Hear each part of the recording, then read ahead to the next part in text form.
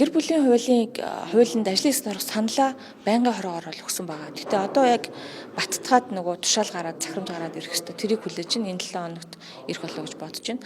За миний хувьд гэр бүлийн хууль дээр хоёр зүйл дээр нэлээд анхаарч ажиллаж байгаа нь манай одоо гэр бүлийн тухай хуулийн ер нь ингээд бүтцэн гэдэг юм одоо найруулга нь өөрөө жоохон онцгой хэлэх юм бол одоо салгахтаа яаж салах вэ гэдэг асуудал энэ дэлгүү явцсан байгаа байхгүй юу?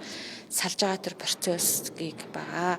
Уг нь бол зүүн нь бол бид нар бас гэр бүлийг яаж салахгүй байх вэ? Анханасаа эсвэл нийлэхдээ ямар хариуцлагатай нийлэх вэ гэдгийг хууль эрх зүйн хувьд зарим хэсгийг үнэхээр одоо ёс суртахуунаар зохицуулж боломгүй зүйлийг бол хуулиар тусгаж өгөхөөсөр аргагүй байна л да.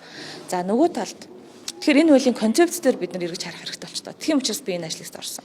За хоёрт болохоор сая орж ирсэн хуулийн төслөөр юу байсан гэхээр салсны дараа хүүхдтэйгээ уулзах зөвшөөрөлтэй холбоотой асуудал орж ирж байгаа. За ер нь гэр бүл саллалтын ихэнх шалтгаан бол төрөл бүрийн хүчирхийлэл байдаг. Тэр хүчирхийлэл мөн зан үйлийн одоо амьдралын одоо дадал зуршлын зөрүүтэй байдалтай холбоотой байхгүй. Гэтэл салалт юм уу ямар нэгэн байдлаар хүчирхийлэл сэтгэл зүйн хүндрэлээс болоод салжчихсан гэр бүл дээр шүүхээр салангуудаа эргээд хүүхдтэйгээ шууд уулзах зөвшөөрлийг олохтой холбоотой асуудал дээр би шүүмжилсэн.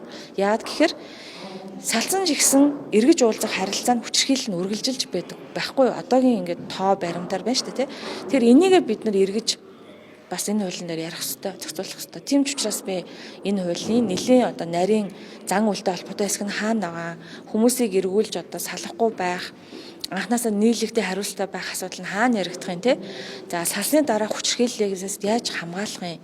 Хохирогч болон хүчирхийлэгч хоёрыг те эргүүлээд хамгаалах механизм нь хаана яаж тусгагдах юм гэдгүүдээр гэсэн ийм зүйлүүдээр төлхөө анхаарахаар бас бэлдэж байгаа.